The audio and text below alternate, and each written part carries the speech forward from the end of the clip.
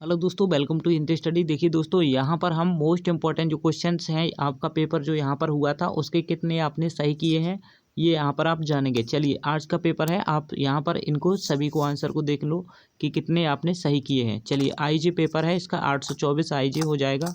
तो देखिए, पहला क्वेश्चन आपका क्या है, उत्तल दर्पण। उत्तल दर्पण से प्रतिबिंब सदैव बनता है, तो कहाँ बनता है, ध्रुव तथा फोकस के बीच बनता है। एकदम इसका सही था। ठीक है, चलिए अगले क्वेश्चन चलेंगे। अगला क्वेश्चन दूसरा नंबर ये है। देखिए, यहाँ पर क्या करना है, आपको सही जवाब बताना था। ठीक है, यहाँ पर थोड़ा धुंधला है, आप ध्यान से सुनिएगा।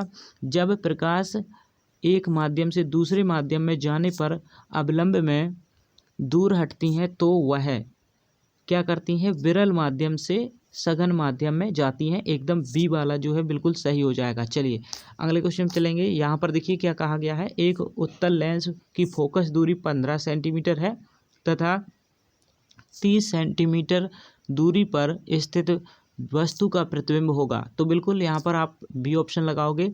30 सेंटीमीटर पर वस्तु के दूसरी ओर वास्तविक उल्टा और वस्तु के आकार का होता है। सही है ये वाला आपका। चलिए अगला क्वेश्चन यहाँ पर है। ये क्वेश्चन देखिए हूबहू आपका फंस गया।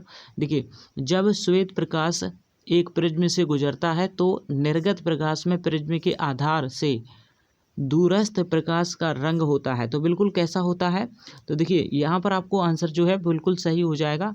आपका क्वेश्चन नंबर कितना है, क्वेश्चन नंबर यहाँ पर आपका है। चलिए यहाँ पर आपको क्या करना है, जवाब देना है बिल्कुल सही। यहाँ पर चौथा नंबर क्वेश्चन का सही उत्तर जो है वो क्या हो जाएगा, देखिए आपका उत्तर हो जाएगा ए ऑप्शन। ए ऑप्शन सही है। ठीक है, लाल हो जाएगा। ठीक है, चलिए एम्पियर सेकंड किसका मात्रक है, एम्पियर जो सेकंड है वो किसका मात्रक हो जाएगा। चलिए यहाँ पर देखिए, आपका एम्पियर सेकंड आवेश का मात्रक होता है। किसका, आवेश का। जैसे कि आप जानते हो क्यू बराबर आई टी होता है, यानी कि यहाँ पर आई आपका जो है एम्पियर और टी सेकंड। ठीक है, तो आवेश का होता है।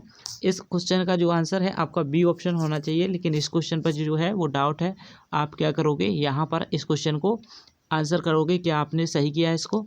चले बताएंगे, अगले क्वेश्चन चलेंगे। अगला क्वेश्चन देखेंगे, अगला क्वेश्चन क्या होगा। देखिए ये है आपका, इसका आंसर क्या था। ठीक है, बताओ। चलिए, चुंबकीय क्षेत्र की तीव्रता का मात्रक है, चुंबकीय क्षेत्र की जो तीव्रता है इसका क्या मात्रक है। तो देखिए यहाँ पर आपको क्या पता होना चाहिए, बिल्कुल सही। बिल्कुल सही इसका हो जाएगा आपका B option. B option newton प्रति मीटर एम्पियर मीटर हो जाएगा। ठीक है, ये सही होगा, बी ऑप्शन सही है। चलिए, मेथेन का रासायनिक सूत्र क्या है, संरचनात्मक सूत्र आपको पूछा गया है मेथेन का।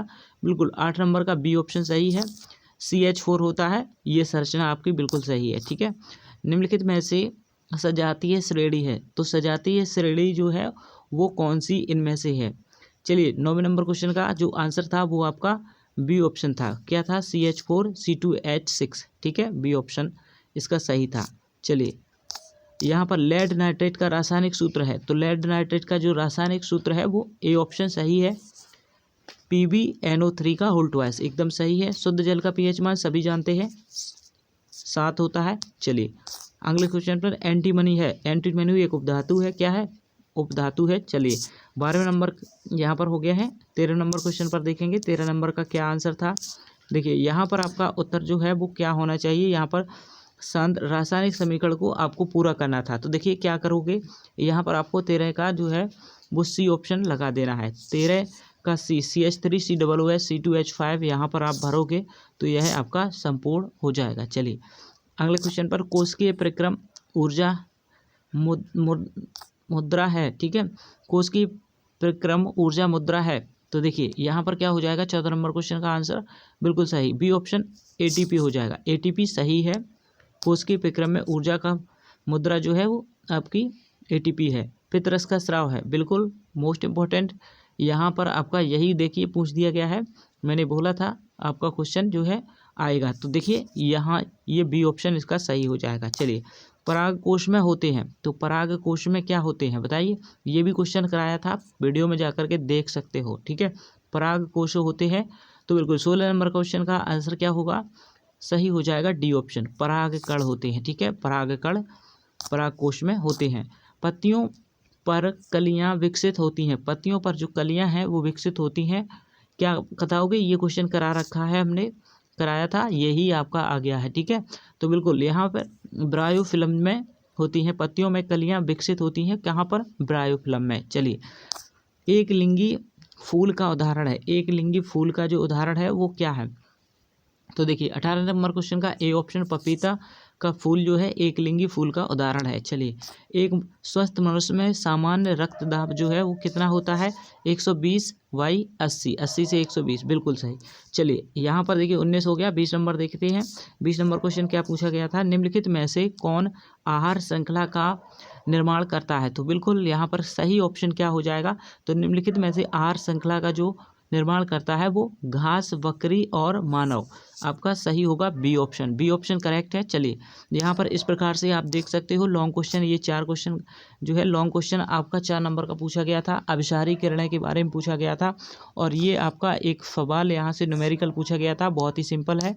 ठीक है, इनको कर लो, आप देखो, इनको सभी को देख लो। ठीक है, यहाँ पर रासायनिक जो संरचनात्मक सूत्र इनके चारों के आपको बताने थे।